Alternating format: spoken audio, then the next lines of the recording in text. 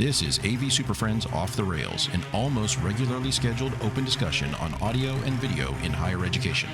We'll sound off about our most brilliant ideas, our dumbest mistakes, and everything in between. And because this conversation will almost certainly go off the rails at some point, we'll end up covering just about everything else. And now, the AV SuperFriends. For April 24th, 2026, it's the best sounding and most production-focused podcast in higher ed. This is the AV SuperFriends Off the Rails, episode number 136. Way over on those. Broadcasting live, coast to coast, and everywhere in between, screaming down the backbone, hopping VLANs, and dodging help desk escalations, and arriving with all the confidence of a technician holding a label maker and a grudge. I'm Chris Deckner. It's time for another Friday afternoon podcast adventure with the AV SuperFriends. Where do you want these labels at? Just label stuff. Labels. You gotta get labels. So. And let's say hello to today's panel of chatty AV SuperFriends. Our first panelist oversees a forward-looking campus strategy to identify, route, and ceremonially Velcro cables before anyone actually needs them.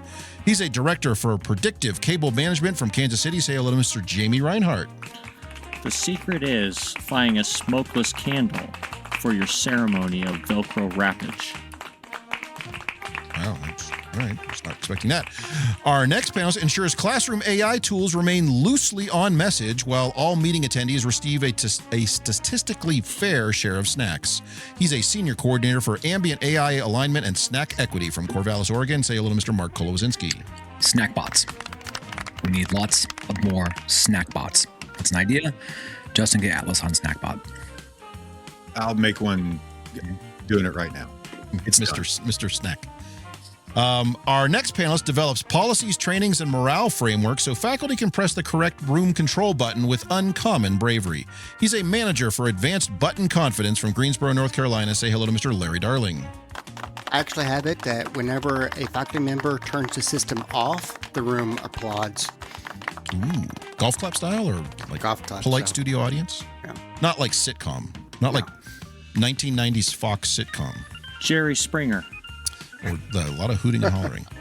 And our final panelist champions a bold institutional vision that combines AV, AI, analytics, and other words nobody wants to define too clearly. He's a vice president for interoperables phraseology from Bowling Green, Kentucky. Say hello to Mr. Justin Rexing. That sounds like Mark's title. No.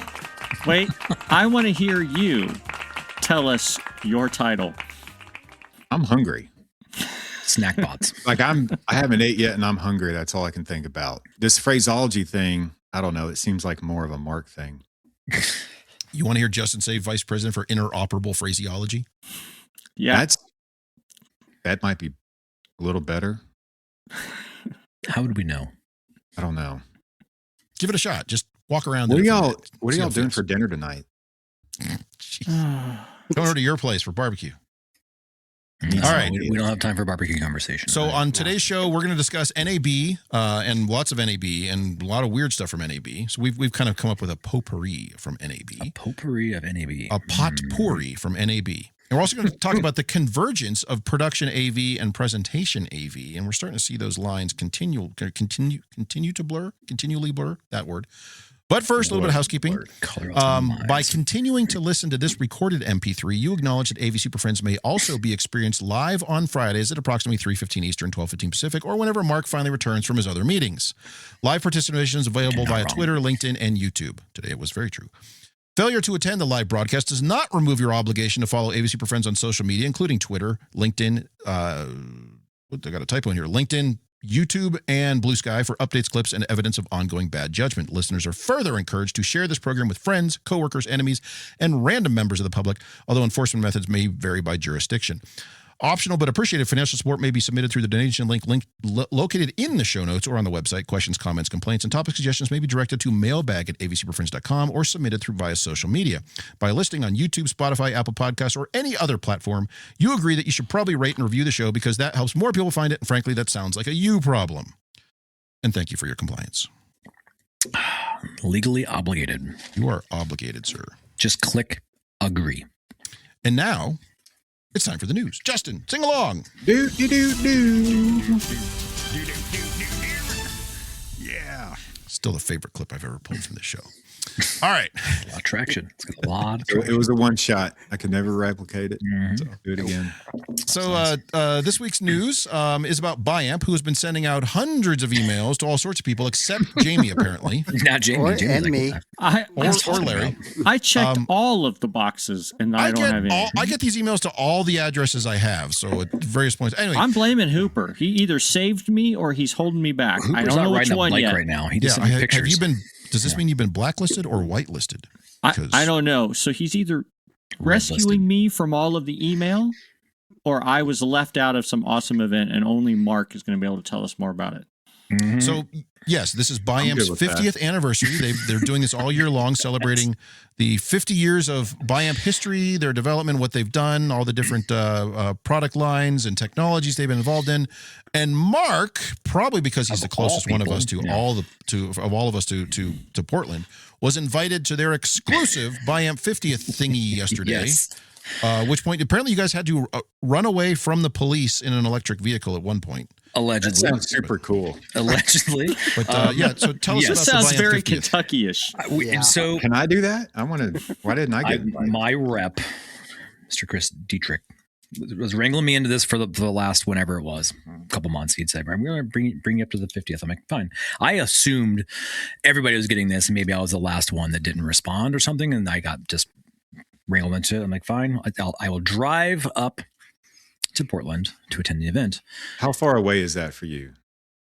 It's a good question, Justin, because the assumption was I was like 4 hours away, and they're like, "You're going to need a room and you need all this stuff." I'm like, it's like 45 minutes, man. I can drive there. I can It's be not there. 45 minutes. It wasn't all the way in Portland. I had to meet like south. I'm like, it was literally like 45, 50 minutes with traffic. And so it's like a Nashville for me. Yeah, I got you. yeah, and like, "Fine, you don't need a room and all this stuff." I was like, no, I'm like, I can go over to the other campus if I need to get something done for work if we really need to. So I met him up there. We went in the Turo rig, the electric Hummer that was rented to transport us around for a little while, which is it's a fun experience. Did the tour for people who have not done the Biamp factory tour. I've done that. Help host that tour again. Yeah.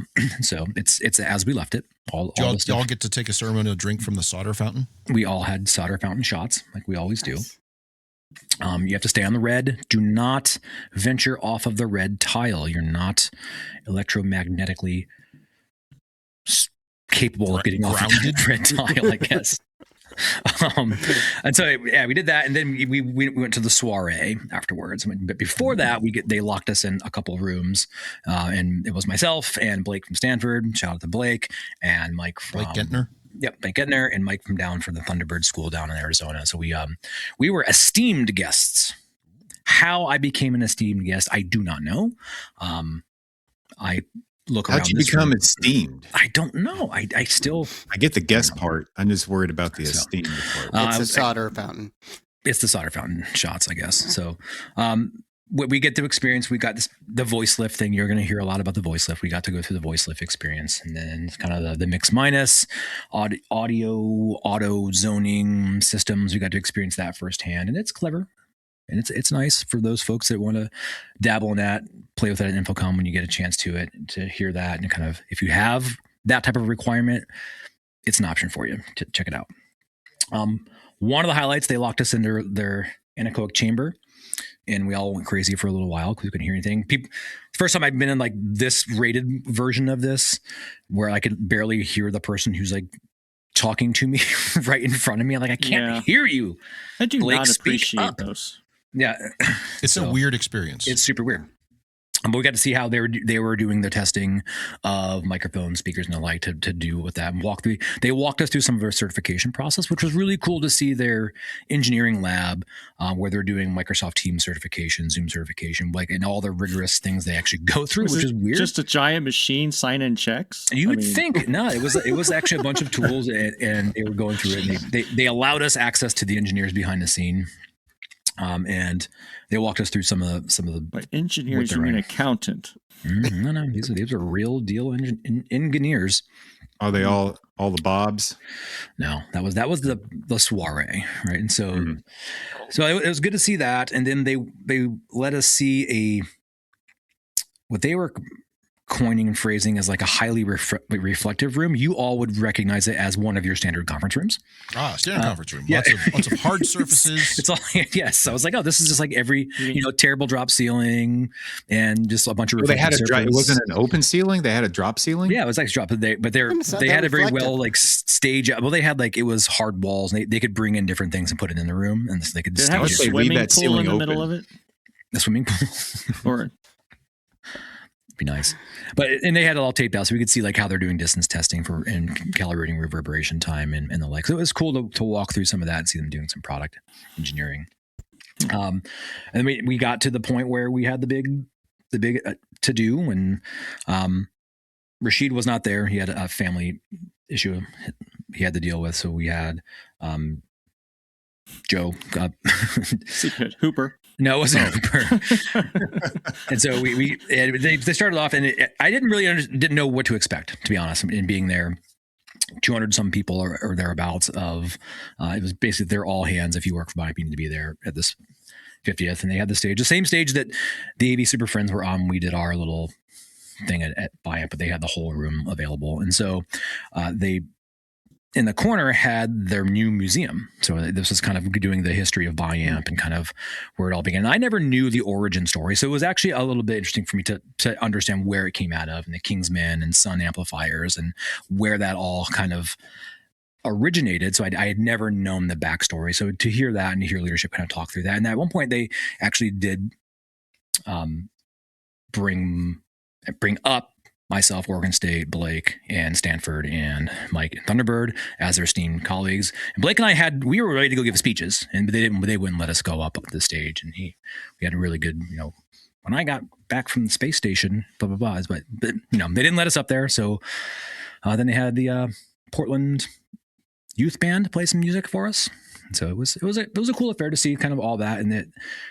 Leadership did kind of share a little around like, the values of where they're moving as an organization, and, just the work they've done over the last 50 years and being able to survive the ups and downs and kind of the history where it came from. It was nice to have and talk to some of the senior leadership that have been around for years and years to kind of their journey through the company and the organization and kind of where they've gone through ups and downs. And so it was, retrospective in some weird ways. So it was a cool experience.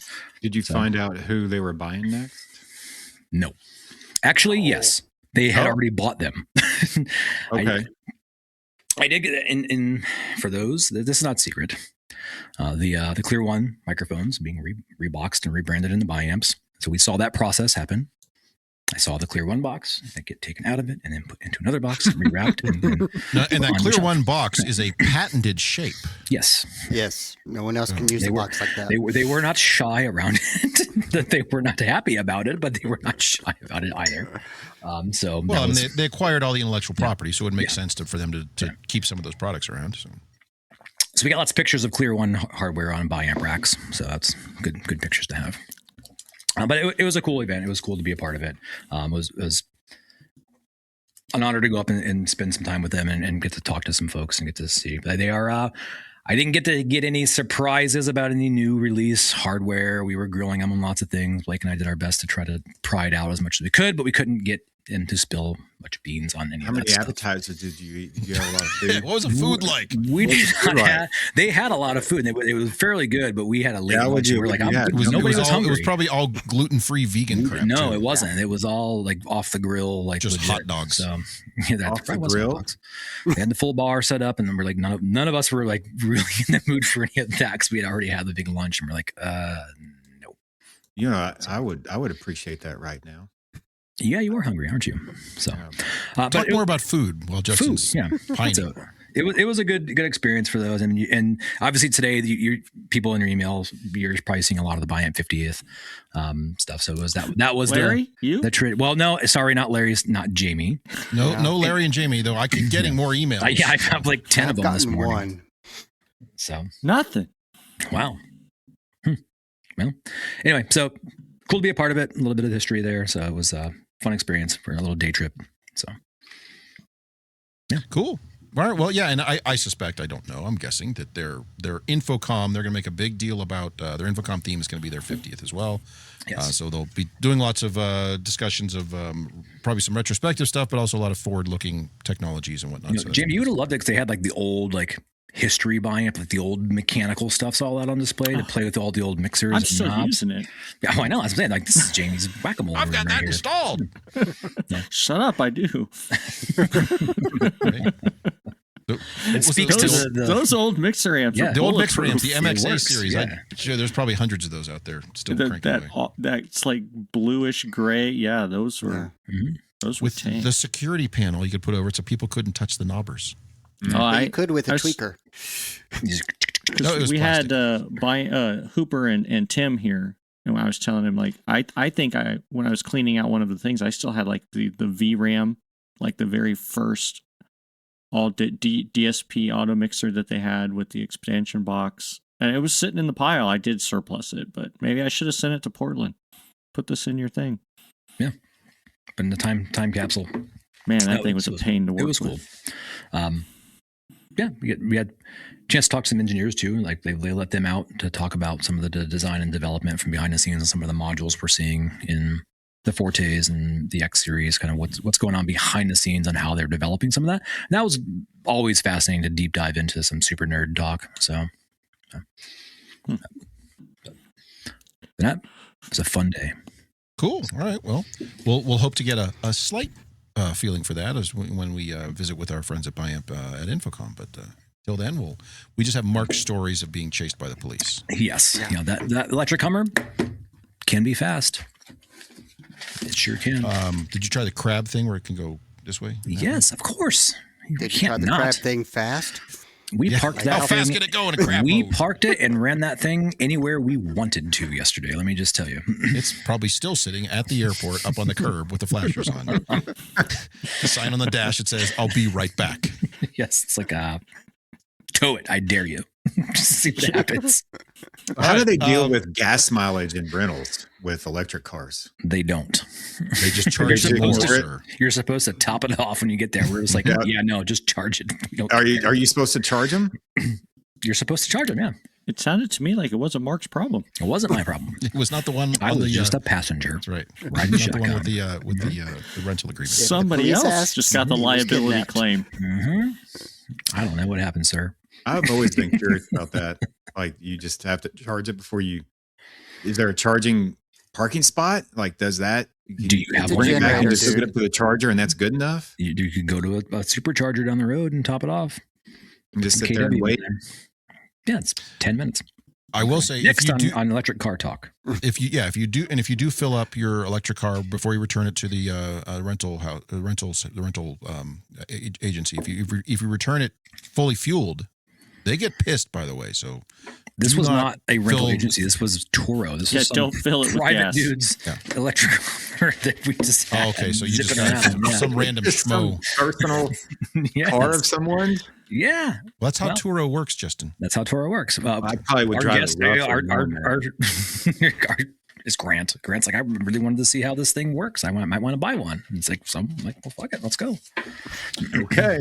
All right, well, let's take a quick break. We'll hear from a sponsor. We're going to come back. We're going to talk about all the things from NAB for those who weren't there, which includes all of us, but we've been cherry picking our favorite little bits and pieces out of it. So 60 seconds, we'll be back. All right. The AV Super Friends are supported by Computer Comforts, and they've got a brand new product hitting the lineup. Last year, CCI's Evolve Lectern was a big hit, a push-button power table combined with a super flexible AV cabinet. But let's be honest, not every room needs 24 units of rack space. Shocking, I know. And that's where the new AV Hub comes in. It's a lighter, more space-efficient solution for classrooms that still need real AV infrastructure. You get 8 units of rack space, and the whole thing sits only about 10 inches off the wall, which makes it a great fit when you're pairing it with a sit-stand power table instead of building a massive lectern footprint into the room. And this wasn't designed in isolation. The AV Hub was developed in collaboration with Texas State University, so it's built around real higher ed classrooms and real deployment needs. And that means fewer compromises, cleaner installs, and way less, why is this furniture the size of a refrigerator? If you want to see photos, specs, and all the details, head over to computercomforts.com/AV-hub. That's the new AV Hub from Computer Comforts. purpose-built, space-efficient, and designed for how classrooms actually work. And thanks again to Computer Comforts for supporting the AV Super Friends.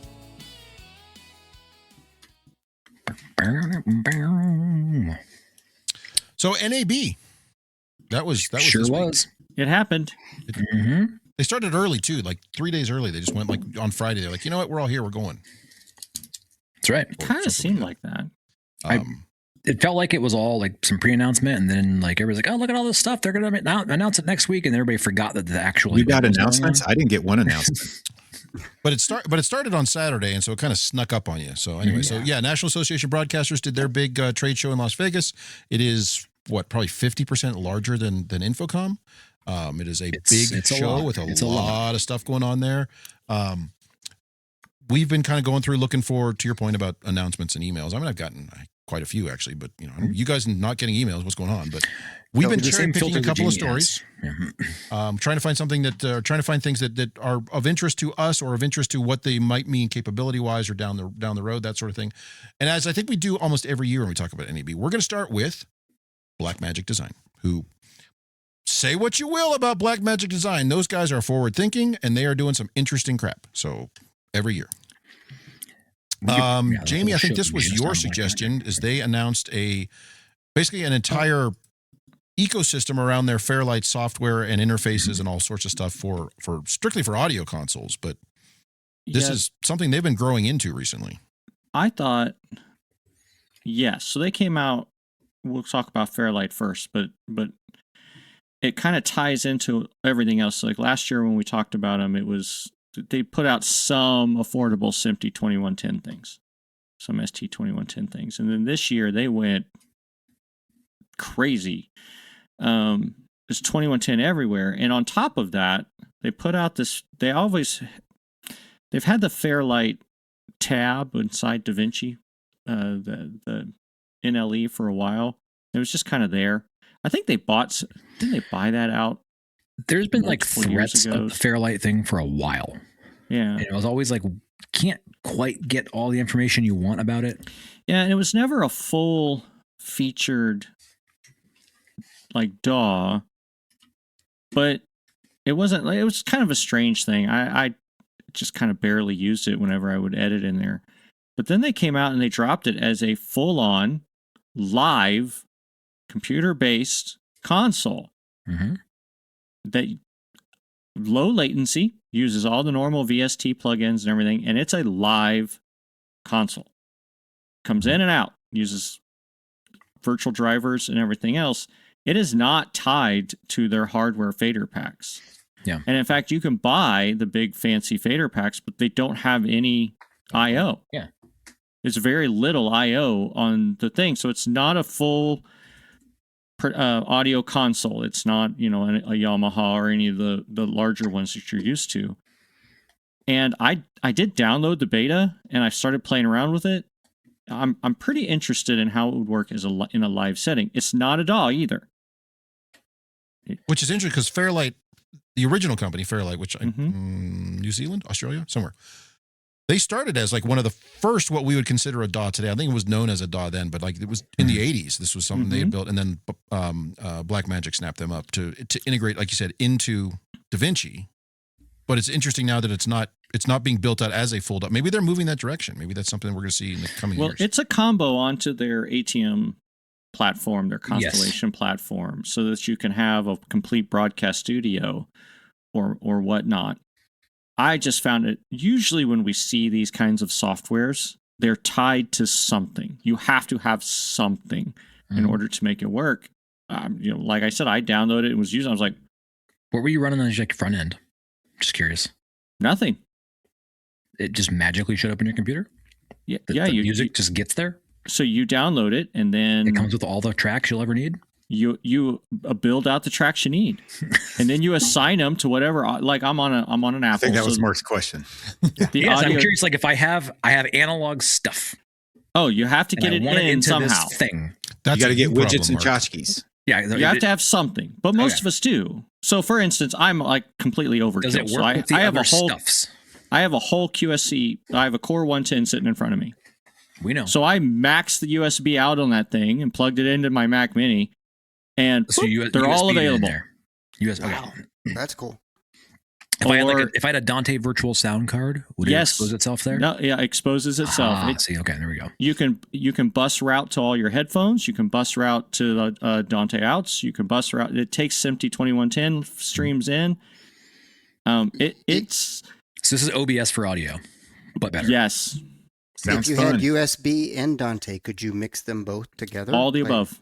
Nice. Now I don't know how well it will work on Windows because Windows hates anything that's. Larry, That's all you got to do. Windows hates anything. But since OS X handles some of those audio drivers differently, the core audio packages, everything that was available to MacOS, it's not OS X anymore. MacOS.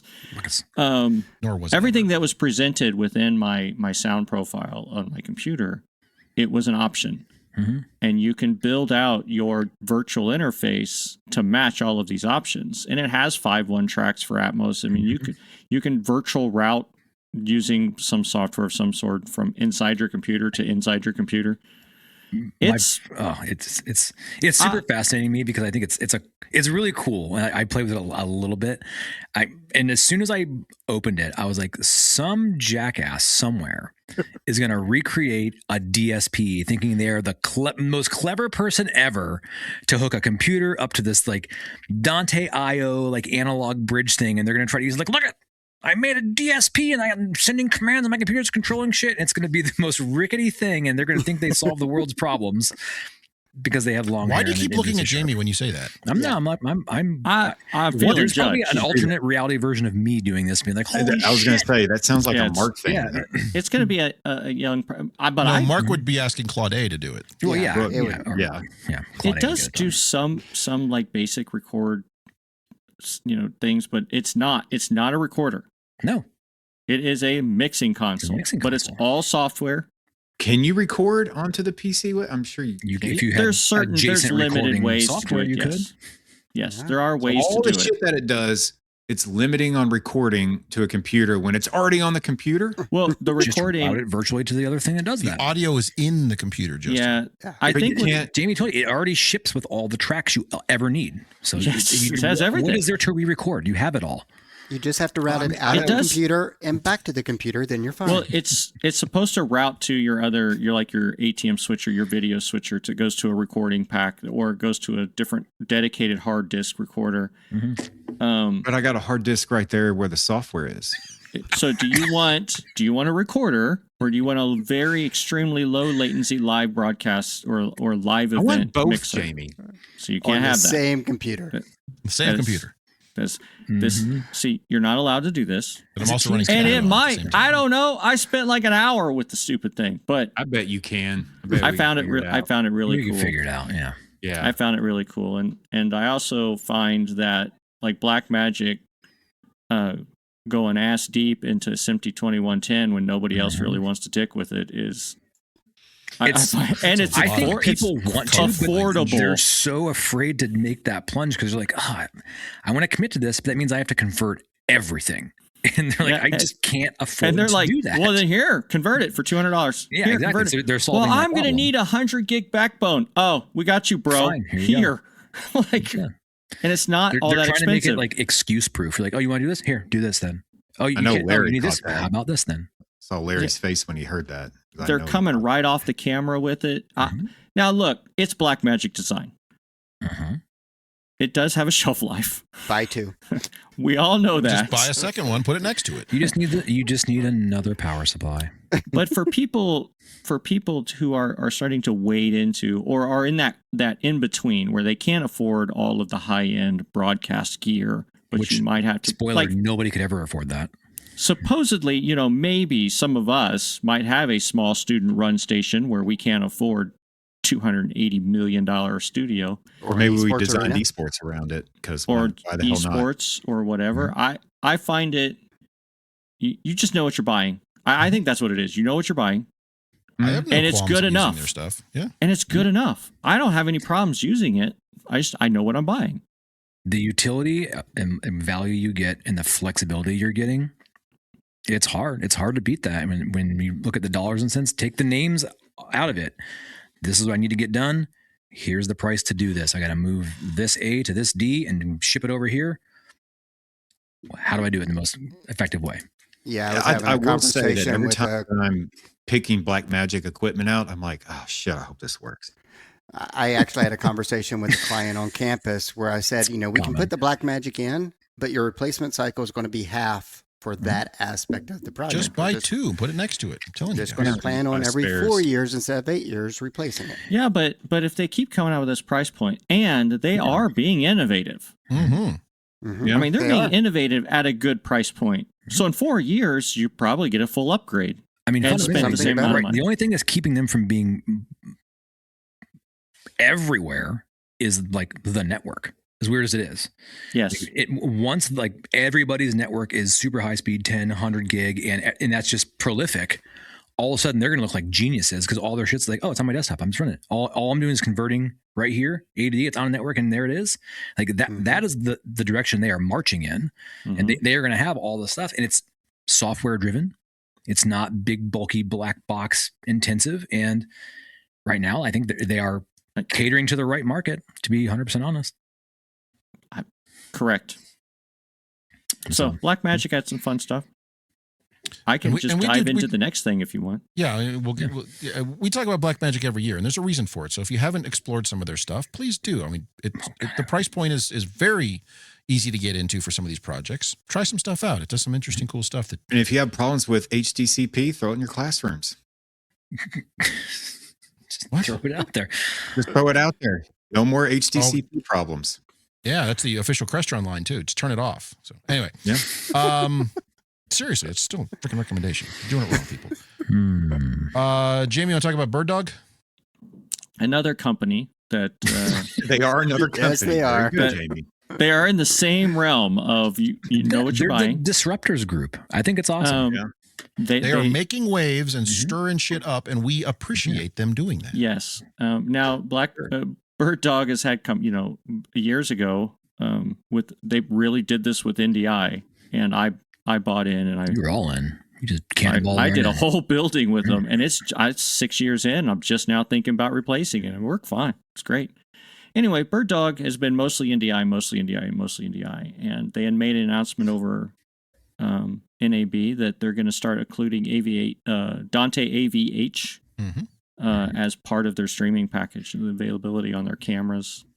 A big chunk of them. There's certain ones that won't get it. And by the way, availability-wise, a firmware update on cameras you probably already have, which is an interesting play to say the hardware's there, the chips are there, run this firmware, and now you have Dante AV-H. That's been a lot of that chipset. Most of those cameras that have that similar chipset are just a firmware rev away from being able to do all these things. Or could I interested in selling you a new camera, Mark? Yes. I found it interesting that they're opening it up and saying, okay, so we already did HDMI, we already did SDI, we're doing NDI, all kinds of flavors of it, RTSP, and now, you know what? For all of you who want to use Dante, here's this too. Did you research it more to find answers to my questions, Jamie? What are your questions? No, I don't have hot dogs, and I'm not shipping you food. What are the other questions? Again. No, remember we talked about, will it do it simultaneously? What's the capability? Okay, except for the Dante thing, since it's not available till next month. Next month, so we don't know. Okay. Yeah, but all of the other ones, they're all available all the time. So all the other BirdDog cameras I have, in fact, I'm sitting on one right now that has USB. Why are you sitting on the camera? That supports you? I'm using one as my camera, and then I have another one that I'm sitting on. I find it to be therapeutic. You're sitting on it? Right. I find it to be therapeutic, Justin. Leave me alone. The pan tilt zoom, he can.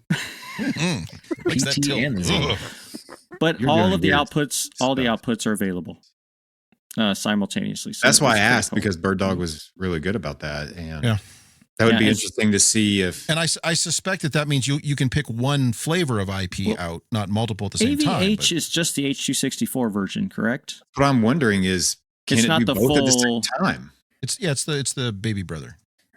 So I'm going to say it probably does, because NDI HX3 is 264.5 wrapped up, right? Yep. And AV-H is 264.5 wrapped up.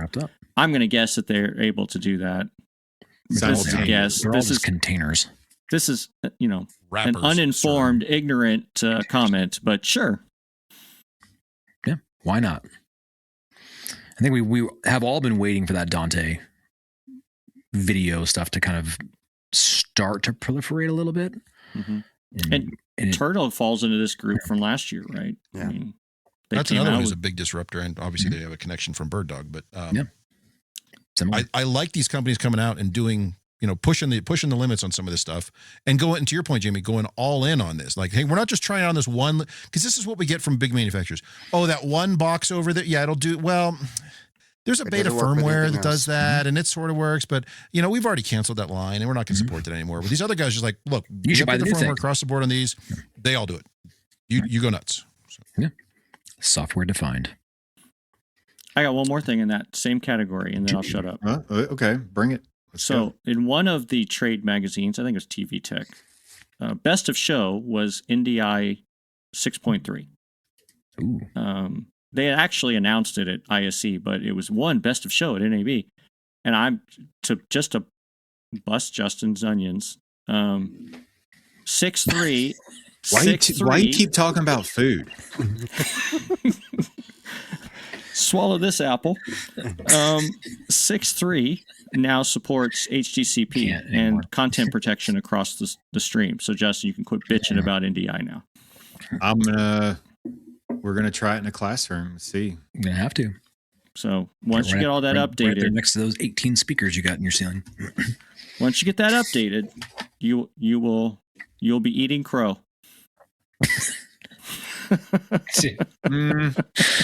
I appreciate what you did there, Jamie. That was a shaggy dog story. You get to that one. In history, or for those versions of NDI, I'm anxious to try new shit all the time.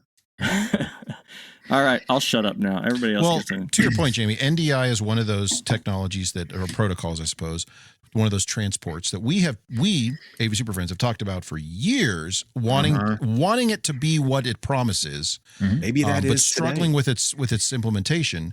This gets us one step closer, but it is an interesting play to say that what is more traditionally a production protocol, which usually means we don't worry about encryption because we just need low latency, speed, and high quality content to get across the network.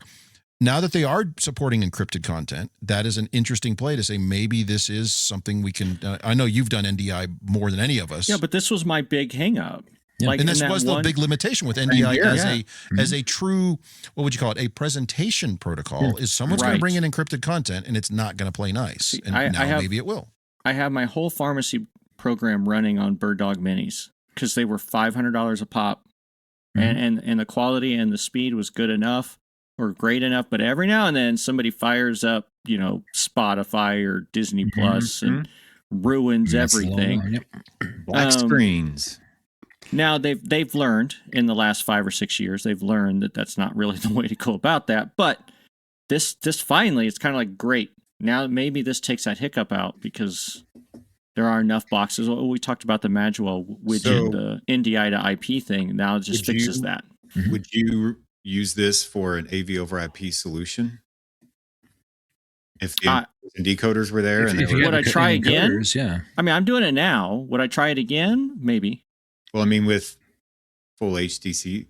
Yeah, I will. I would probably try it again, probably in a smaller setting than what I did. I probably should not have done 3 different buildings on 3 different campuses running full Zoom. That's the way to learn it. Standardize. That's the way. All my classrooms on NDI 6.2 now, blindly. I probably wouldn't do that. Or you could do 6.3 is probably the one you want. 6.3? Yeah. 2s, that's a good no. And you can't get anything on a network, so I wouldn't worry about it. It's coming. I think it's, and this is like that blurring, right? You start seeing these pieces kind of dabble into that AV. Like that's where it's hard to kind of distinguish. Get there, Mark. We'll get there. I know. I'm just saying, but this is what gets us there. As weird as it is, so more to come. All right, that's it for me for now. All right. There's more. Another interesting. Well, do you want to talk about that? I want to talk Johnny about the thing. robot. Yeah, I want to talk about the thing. Want to save that and talk about the Sony? Oh, okay. Yeah, make that last. Okay, we'll do that last. That thing's sweet. I did want to bring up, this one was from, this is at Rave Pubs. They announced it here, but Bitfocus Buttons wins a big award there. That another platform is another cool. very, very cool disruptor Yeah. to just be like, you need it. Do I need a giant control? Can I just control system? Can I use this little thing that interfaces between this off-the-shelf hardware that's just pulling commands and passing those on to other things? If you haven't started playing with Bitfocus, it's very interesting companion and buttons and things to like just to get control back and forth between devices. It's very cool in what it can do, and it's easy APIs to write to. But another one of these disruptors that is going to start making a mess of things if the uptake is there. I think when you look at like the buttons, it's hard to even nail it down for like what single thing it even is. It's that connective tissue between stuff that really makes this like a differentiator, right? You think buttons, it's about this physical thing and you're doing, and like, yeah, that is part of the story, yes. But when you start to understand how that software is sitting and interacting with other application layer things, and like what you're able to do from the automation standpoint, that's when it kind of changes. I think that's where sometimes we see the product and like, oh, that it must just be that, because that's what it looks like on the surface. We're starting to see more of these kind of platform cross-pollinating system type things that are making everything really interesting from that API integration. I can control that. I can grab this link and I can control that for you. So you're getting all this additional automation, but it's not necessarily about like the physical thing anymore. There's much more going on under the hood. And I love buttons and that whole ecosystem for that work. Like, how do we start to automate all this back end stuff that used to be the Rube Goldberg, everything going on? Like, it's a clean, single point of entry to start doing much more complicated work than we ever have. But but the pricing model on that is not conducive to throw in every classroom though. And free? Is it? I mean, because it's still per month, per year. Oh, you that's can get just on certain. But no, but they have just the free version is insanely powerful. Mm-hmm. But it's ridiculous. You can't expand that to. Can you? It probably will do enough for the casual person to really start to explore what's possible. It excels when you have like very complex and complicated like broadcast environments where you start to need all these different applications to work together, that is then married to hardware doing things like that's, it allows you to collapse a lot of your stack that you historically had a bunch of other hardware doing. So it's like, if you use the free version, don't call us kind of thing. No, I think the limitation is in the number of devices, the number of interfaces. It's, I can only control 3 things with this one on the free version, but well, I'm looking at the tiers and it says, if you got the free version, don't call us for support. That's just for it's got it right there. We don't want to hear it. Like, don't call us for that shit. You. All right. Well, does it actually say don't call us? Yeah, it does. It says you, Justin. No phone support, no SLA support. Yeah, it's fine. It's free. You're good. You don't need it. That's how good it is. Justin, when's the last time you called a manufacturer for support? Cloud A fix that for you, no problem. Damn, you're right. It's been a minute. Right. Atlas is your support. You don't need anybody talk to somebody on a phone. Don't tell anybody about Atlas yet. Yeah. Let's see. What else we got here? We got. I'm going to jump down to the bottom here. So Rode announced their studio software, and this is not something we'd be deploying, say, like in a conference room, classroom sort of thing. But we all have those kind of media-friendly spaces, or someone wants to build a quote-unquote one-button studio. Please, one button studio. It's not 2008 anymore. Knock it off. But a self-service studio. What people always have in mind is I want a Rodecaster and 4 microphones. That's really what they're asking for. But I wanted to do all this stuff for me too. Well, but I have to do stuff. And then people realize if they've not gotten into it, that there's a lot of kind of like logistical shuffling around of files and metadata that people don't think about. Like, well, where's the recording go? What do I do with this? Where do I upload? So Rode has this microphone to Apple. Yeah. How do I get it from here to my phone? Yeah. Make this happen. So Rode has announced, it's not available, but they've announced a version of their own software to do a lot of this automation, quote unquote AI powered, a lot of this automation on the Rodecaster itself. So it'll take your raw recording and then do some light post-processing, some metadata, and give you a much more finished, polished file, but along with the transcription and the edits, and you can tell it to dump all the ums and all that stuff. Mm-hmm. So it's an interesting play to say that they've already been building the hardware, microphones and interfaces for years, and now they're getting, and they have a lot of software already, but now they're building software to kind of get into that post-production what's it called Rode Studio. Rodecaster Studio. Rodecaster Studio. And it is, I had to really dig to, because Rode had a bunch of announcements of podcasts / run and gun video stuff. But this one really intrigued me because it was quote AI powered, and it actually might be more AI powered than most AV shit that we see, right? Giving you the transcripts, cutting out and doing a bass edit and polishing off, an audio the filler word removal kind of thing, that word correction. Hold on, guys, I'm signing up to be on the wait list for this software. You're gonna hit a. Well, you have to have the hardware. You're gonna hit a speed bump there when it asks what hardware you have. Well, in my grad program, like one of the courses was using production technology in an educational setting, and I was the only tech person in the class. Everyone else was educators. And nerd. Yeah, I know. But there was definitely such a steep learning curve to knowing how to produce a good audio file. Like how to get barely figured out step here. One, push all faders to the top. Yeah. Exactly. Like you're ignoring the content. You're focused so much on the technology. I think a product like this really helps to eliminate some of that and allow more people to use the equipment without it being a bad experience. See, that's kind of going back to like the Blackmagic-ification of stuff. It's just give me the conversion, plug it in the software, bolt on some AI. Yep. Let it loose. Guys, I'm on the wait list. I'll let you know when it gets here. We'll use all of our AVSF money to buy some of this stuff, right? Yeah. All $4 or whatever's in Chris's wallet today. In Chris's wallet, yeah. That's in the other room. I can go get my wallet if you want, but don't have it with me. I got 67 cents. Okay, so yeah, I think that was clever. It was. I think we're going to see a boatload of this kind of stuff in the coming weeks, months. Like the AI sometime in June, automated production environments. And then you're gonna have people out there. Well, why not just have AI do it for you? Why are you even bothering? Just have it do generative everything. And it's like, okay, we can do that too. No. Sure. Yeah. Now that you say that, that's funny that you say that, Mark. Yeah, that it could be the next topic. It's funny you say that. It is funny, isn't it? Because that is a big concern in the content production world.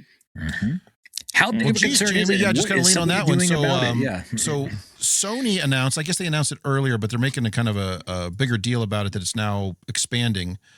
They're doing content protection directly on the cameras to fight specifically against all the generative AI content being created. So at the very beginning, I had a hell of a time getting my mind around what was going on here. I'm going to be honest. Well, I think I had to read like 4 articles to figure it out. It was. I'm going to try to summarize it here, and you guys can tell me how wrong I am. They're basically flagging content at the creation to say that it is not AI generated. Let me ask this stupid question: can AI get around that anyway? Probably. Yes.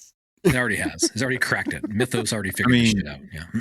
Like, hey, just make this go away and then grab this and then do this. And then. Well, it's not necessarily protection as much as verification. It's verification, but not if AI strips it off. It's fair. Well, then chicken or the egg here, man. Like, yeah. So I'm just curious about how this works because I think there's a big concern in clients of video production companies of you didn't actually use a camera, you didn't actually use a person, you didn't actually use the thing. You just had AI do it, and you charged me $2.4 million for this commercial. Yeah, this is wild. So prove it. And so now the Sony camera, and I think that's the story that I saw on NAB is that they're now putting it at the camera level, and it is using triggers within the image. It's basically metadata is what it is. And then it goes through the process and it says, no, this is original content. This was captured on this camera. It's supposedly a form of content protection, and not necessarily the way we're used to seeing it. Now it probably will be used that way at some point, but let's pretend. If it captures an AI hologram, is that real or is that fake? So actually, good point. Get something to eat. No. That they specifically mentioned that being able to capture 2D renderings of an actual event or something. It's in that 3D piece. It will get flagged because the IR sensors and things in the camera detect the depth isn't there, and so it says I can't verify this as being entirely, a human subject. There's got to be some flaws to this. Oh, there absolutely is. But I found it very interesting that they're now taking that the manufacturers, not just content creators, they're taking that little step, putting it at the point of origin. They're putting it at the camera, not in the editing chain somewhere. Yeah, it is at the point of origin, and I wonder if it will end up being at the endpoints to the destination. Like the TV will say, no, this was, flagged. Do you think this was derived from politics coming out of the movie industry and all of that, or where do you think? I think what it comes down to, it's in the certificate of authenticity, right? Yes. Is that what you have created is genuine, and so me as a professional, I went out there, I did this thing. I didn't just have that's what it does. Claudia or Coppola put together an image, and I took a picture of it on my screen, and and I'm passing it off as like genuine work. It's not like you're getting the metadata that says yes, this is real, and like. It's trying to bring legitimacy to folks who are doing this as careers and professions. And remember, Sony also owns a studio. Mm-hmm. Yeah. So there's that. So this is their way of combating AI generated. And that's movies, my point is there's got to be a trigger to this. And is it the movies and the actors and. Yes. It's all of it. I'm sure there's definitely parts of it, yes, that are involved in it. Yes. It's a lawyer somewhere. But it was interesting how they're doing it. It will come back to screw us later. We all know this. But I thought it was very interesting. Yeah, at some point in a few years, someone's going to bring in content that they created with these cameras, and it will not play back on your system. Because you don't have a Sony display. You're not licensed for the Your Sony NDI displays 6.2. That's fine. I'll just create my own AI content and watch that. Yeah, exactly. Just make my own movie. Movies, I'll make my own movie. Fine. I'll make my own. Fine. All right, so the final item we have, and I think we all decided this started as kind of like a the visuals probably I'll work the on most that and we'll important piece of this. So I'll turn this over to you guys while I bring up the visuals. I would say this was our unanimous, all five of us here, product of the show is from our friends the at WTF award goes to. Is this Wally? Are we bringing? Yeah, this is Johnny Wally. 5. It's Johnny 5. Who found this? Mark, was this you? This was in that like best of 10. Before anybody sees this, I just want to say when I first looked at this, I thought they were pulling up something from 1985. No shit. I did. So what is it? The Studio Rover mobile. Are you bringing studio. up the AI image that you doctored? Hold on, Justin. Don't start. Come on, just spoil shit. The studio with a 19-inch NDI teleprompter, talent monitor, motorized column, PoE light, 2 D-series patch panel slots. This thing is ready for battle. This thing is ready to go. CCI, no, you just use that. Yeah, I'm assuming this ships on a crate in the same way. They just airdrop this bitch right in, and it shows up on the scene. Required. Yeah. Oh goodness, this thing is badass. Like we were wondering if it drove itself and had a remote control. Chris, can you bring up the AI? I'm working on it. Hold on. Like the advertisement says that it's robotic, and so we went down into a rabbit hole. We had to figure it out. Does it drive around? Does it? Damn thing now. Sorry. There's no way it's robotic. It just goes up and down. That's it. But on the site, it shows like, it can just roll in. You can just wherever you need a studio, you just send this thing in. The only way this could be better if it was on one of those autonomous dog like quadruped things, and it would that would be badass. Like it would just go wherever you need to. It just send it into the scene. The camera stabilizer. Yeah, man. Yeah. Let's go. It needs to come with your office. And if you want to sit down, then it raises to sit down level. And if you want to stand up, who makes this contraption? Like I can. They put their name on this that? and all their lighting accessories because this goes with it. Of course, it makes all the sense in the world. They make great lights. I mean, this is weird, but their lights are fine.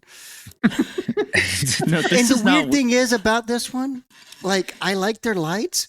They did the writing wrong on this. Like, you need to have. Is there like, a measurement? It is dead center. Like, that is the worst possible way to light someone. Hold on, Larry. What's the AFF measurement on that light? Is it 3 foot? Is it 2 foot? Is it 6 foot? What are we? It's as good as it needs to be. It goes up and down. Who knows? It goes up and down. It gets bright. Okay. So this is like something that Jamie and I would dream up like in a competition. Like, we were like, I have all this weird shit in my garage. Yes. Mark, you want to build one? We could build this over like a 6-pack, and like, I dare you to use this kind of shit. Dare me? Shit, I'll hold my beer. I will bolt it on here. I got this radio flyer wagon and a 6RU rack and a display and a mirror and this fucking lampshade, and here we go. I feel like, and wait, there's more. Glasses? It raises with my remote. Exactly. You're like, oh yeah, I got this old lectern. Half the leg works. Bolt it on there. We'll just see if that works. And sure enough, here it is. And all right, so I did finally find the other thing. So the most interesting part about this one is the automation that they've built into it. The fact that it does a lot of this work for you. It does it controls the lights, it controls the teleprompter, it controls the inputs and all that. And there's a bit of secret as to how it's doing that. Well, of course, yeah. I mean, we all know the answer to this, and there he is. There's a tiny dude down in there. Just look at him go. That's Al. That's Al. He's got his little Flintstones feet hanging out. He can push it around and drive it for you. Coffee mug. And there goes that. What does the coffee mug say? Number one what? Number one human engine on the coffee mug there. That's nice. Yeah. This we stopped in our tracks when we saw this one. And it did. I like the comparison to Johnny 5 from Short Circuit too. I thought that. Are they going to be at Infocom? I hope so. Nothing but these. I'm going to get a selfie next to this thing. You sign up for the pre-order on this one too, Justin. $22,999. Yeah, for the low price of $23,000, it's yours. 23,000. Can we build one and sell it for 10 grand and make $5,000 a profit? Yes, you just put Blackmagic in it. Off to the races. So I mean, clearly there's a market for something like this, some sort of all-in-one kit that can roll in. I don't know, but they built it, so there must be. There's not always a market. There's not a market for this. Here's my assumption. They heard from probably a client or a couple of them who have said we'll buy 10 tomorrow. Who was drinking at the time. Somebody who wants a bunch of these. And they want to be able to roll it into a place, set it up, just do a set and forget, point and shoot, and away they go, sort of thing. I don't know. It's very strange. It's like I do very much hope this is at Infocom, and we can go see one. What if this product is seriously badass, and we end up all buying one? It's not, dude. It's going to be amazing. I'm all in it. It needs to be. I have no idea what it does. I'm assuming it records to something, maybe. It's like just a little personal. It rolls up in front of you, jams a microphone in your face, says, "Read these words," blinds you with the light, and somebody in a control room somewhere else is like, "Got it." Moving on. Next victim.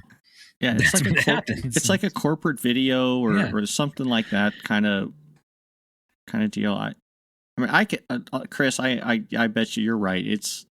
They had some corporation say, "Well, we need 12 of these," and they're like, "Well, shit, might as well make a product."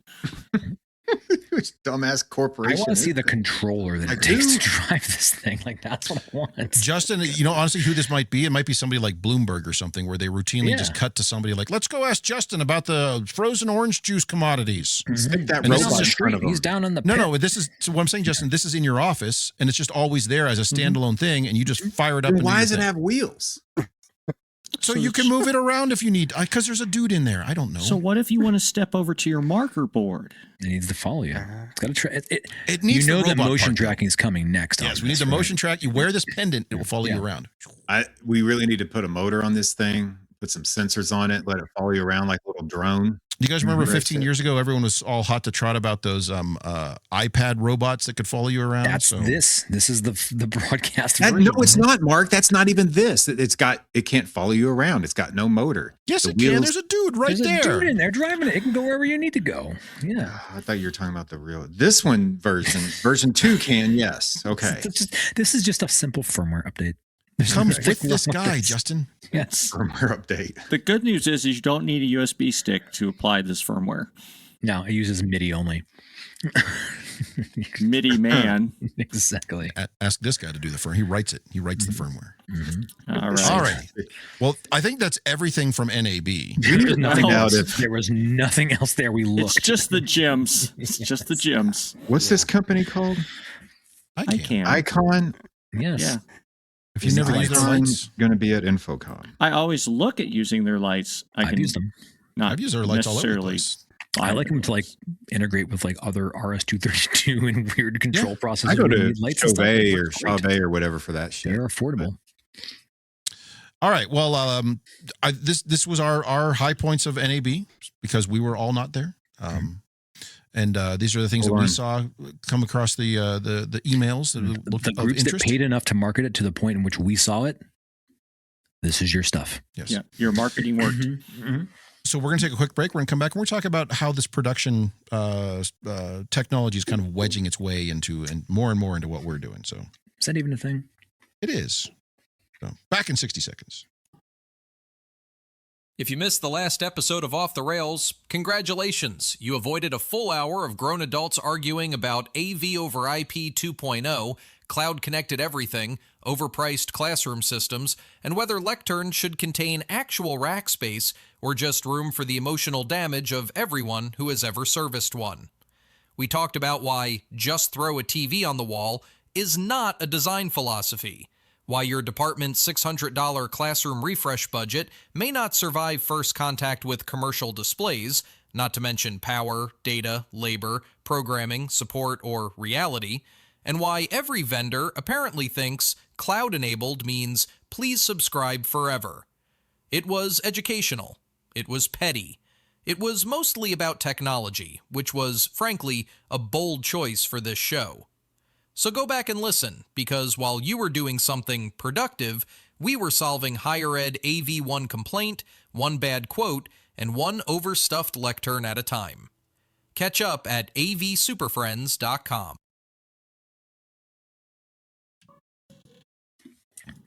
Wow. I thought that was, where is that coming from? Who's got like dogs yelling? Like kids and dogs battling in the background. Not me. Oh, that might be me.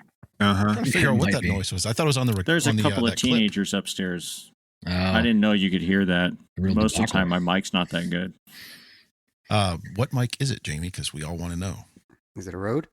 No, you don't really want to know. Is it Audio Technica? Oh, is that your fancy mic? Fancy? No.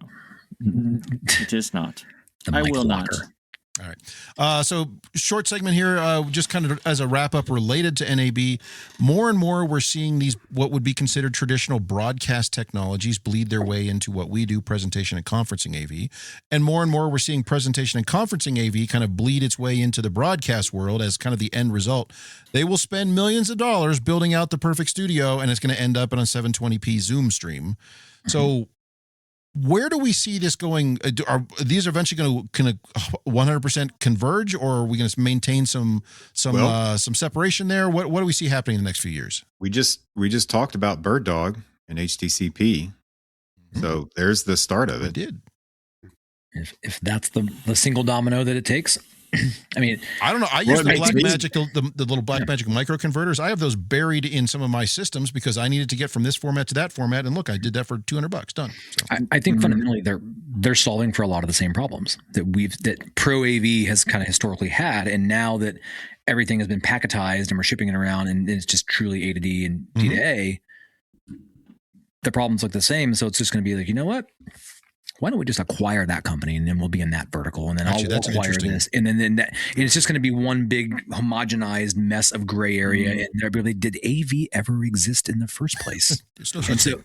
Yeah, and it's all just going to be IT. Well, we won't have broadcast, we won't have AV. It's all just IT, and it's like, what happened? It's IT with cameras, and I think we're seeing, because we don't need speakers anymore, right, Mark? We determined that on a different episode. If we look at just the traditional markets today, broadcast and AV, I do think that there was all the middle ground of that prosumer, because of podcasts, because of YouTube, because of corporate video, because of the downfall of a lot of corporate broadcast, right? We're starting to see it reduce in most areas. And I think because of all that, we see this giant thing of prosumer. Mm-hmm. And so it's just so tempting I could buy this cheaper PTZ camera, or I could buy this, quote, broadcast grade that has the little bit bigger chipset, the little bit better lens, and it's just a little bit more. Mm-hmm. And I think that's why we're starting to see some of these things come together. Of course, putting it on a network of some sort helps. We're seeing the streaming bits, but the changes in the broadcast industry and then the uptick in everybody can do their own thing. Like one of the big things we didn't talk about a minute ago was like GoPros coming out with these real broadcast things, and they're still GoPros. Well, they have one camera that's a micro four thirds, if that's what you mean. But yeah, well, but even the other ones in that series are much sensor, higher. Yes. Yeah. And, and we're seeing that convergence. Yeah. The convenience and the capability of the technology has gotten to the point where the price point, you can do a lot, to the point where you can get better than good enough at a very, very comfortable price point. And so it's how much do you need to spend? And not to say that's disposable economy for everything, but not everything needs the whole truck to show up with the crew to do all the stuff. You can do a lot with tools and have good, if you have a little bit of wherewithal and know how things actually work, you could be really, really successful with toolkits that you've never had access to until recently. And I think that's part of the thing too. Like it used to be on campus, you might have 1 or 2 events a year that required the truck to roll out to stream something. Mm-hmm. I've been running numbers with my team about how many events we supported last year in a broadcast streaming type of scenario where we were using Blackmagic. 8. It was like over 40. And so it's like a couple times a month, we're rolling out our production broadcast prosumer gear to do this on campus. And I think since COVID, like that's just kind of ramped up and it's never dropped off again. Everybody wants to have that experience, that video experience. We're telling the story. We got to get out there and expand our mission and our footprint. And so, but we can't afford to bring a full tractor trailer production crew in here. And so it's attractive to look at like, okay, for a few $1,000s, you can build out some infrastructure and do a really good job and fool enough people to make them believe that we know what the fuck we're doing. And so that's fundamentally what's going on, right? It's like, what's my minimum investment to fool this person to give me a check? What do I need to do? And so it just comes down to the dollars and cents. I mean, Justin, you talk about this all the time. What are we trying to get done here? Like, don't overspend if you don't need to. And so it's kind of that whole conversation we always dig into, where like these larger historic dinosaur companies, they have a lot of overhead. Mm-hmm. These disruptors coming in, like, I don't think they look at it like, oh, is this AV? Is it broadcaster? Like, we can do that. Call it whatever the hell you want. Like, well, and from the content owner perspective, or not the content owner, that's the wrong term, the content creator, I suppose. They go through this whole thing and they go the traditional route, and we build out a conference room or whatever, event space for them, and all hands space, whatever. There's hundreds of thousands of dollars for all this stuff. And they're like, dude, there's a dude on YouTube using, Jamie, to your point, he's got himself a GoPro. He's got a little Blackmagic interface there. He's got a Rodecaster, whatever. He's in for $2 or $3 grand. And it looks like that. Why does that person get that? And we've spent all of this, and we get this grainy, hard to hear, sounds terrible, etc. So there's definitely a lot of people pushing those boundaries as far as like what is appropriate for a space. And maybe some of these technologies are, and that's where we're starting to see things like NDI come in. Virtual studio. Well, and I think there's also times where we recognize that we have, especially in the last few years, after with the ingest of classroom capture and Zoom and Teams and things, for which you bought an appliance in every room. We need a multi-camera switcher, right? And all of these companies or all of these resources just want a USB stream. And well, that's now we have all the tchotchkes. Or if you do buy, oh look, there's this broadcast switcher that does 4 cameras and it has a control API to it. So buy the ATM switcher, throw it in the back of the rack, and be done with it. It does everything you need it to do, and it's a USB. Or the SDI. We've all done that. Pulled SDI back and just use a simple SDI switcher that used to be only broadcast stuff. Because Why would we use that? I have dozens of rooms exactly like that. There's 3 SDI cameras come back to a basic switcher, 232 control, camera 1, 2, 3. It's the economics. Like the endpoints became affordable, and you could one with 232 control. And for a broadcast engineer, they're like, they do that every day, all day long. Mm-hmm. We think, oh, well, it's not HDMI, so it probably won't work. BS. Mm-hmm. This will work just fine. Let's do it. The ones I've been using are relay control. They're stupid. But then, Justin, you can hear. I'm actually kind of interested in this. Really? Yeah. Okay. Like it's a 2x1 and switcher that works well. Switcher? Yeah. Cool. It's stupid, but it works. It's just I wish it was serial controlled. Justin, the one I use, Marshall VSW 2000 all day long. Yeah, I didn't even think we'd use Marshall. Marshall, where the F is the new version? I don't want to hear any excuses. Right. I'm done. Right. What new version? Come into your booth. If you're at Infocom, you better have the new 2001? Version. The one with IP control. You guys keep promising. Oh. Where is it? You're on blast. It's got RS-232. Who cares? It's got 232. I know. Mark, I could. You're going to love this. How about a tchotchke that then converts to IP? No. Because I use those all over the place for those global displays cache that are weird or something. Global cache, fantastic. Although I may have, hidden global caches inside boxes before. There's manufacturers who have done that, Jamie. I straight up have hundreds of those deployed and it's display manufacturers who are like, oh yeah, we have IP control. Yeah, for the Android interface only. Mm-hmm. I can't actually drive the display with that. And that's for 232. I'm like, stop doing that. So anyway. Yeah. Raspberry I think it is a neat convergence. And in our world, we all have a studio or something that we have to deal with. And so NAB is always really cool. Maybe next year we'll go. Mm-hmm. Oh, it is. What do you mean Tinkerer header? Who's this Wii shit? Don't you want to go? Jamie and I are going to be live from NAB next year. Good. With one of those Ikan robots following you around. Well, of course. Yeah, that's kind of where I was going with that. It's going to be following us around the whole week. They've listened to the show. They're going to sponsor it. I'm flying around. I was on your side. I can't remember. Listen. Can't get any work done. All right. Well, yeah. So keep looking for these disruptors coming out of what we would consider traditional production shows. But more and more of this stuff is doing what we need it to do and upending some apple carts. So, all right. Any last thoughts? NAB production? Any of that fun stuff? Biamp's 50th? Nothing? Mm-hmm. No. All right. We're rolling out. Justin's hungry. Justin, we made him wait this long. And Justin, you have another meeting in 30 minutes. You have to be there. So what? It's on your calendar. I know, because I had the same meeting. All right, thanks everybody. Back next week with more of this fun stuff. Well, we've managed to ruin yet another episode of AV Super Friends Off the Rails. You can contact us with questions, topic ideas, or general complaints at mailbag@avsuperfriends.com. If you complain loud enough, we might just invite you on the show. Nice work, everyone. Sharp broadcast. Really good. Everyone on the floor as well.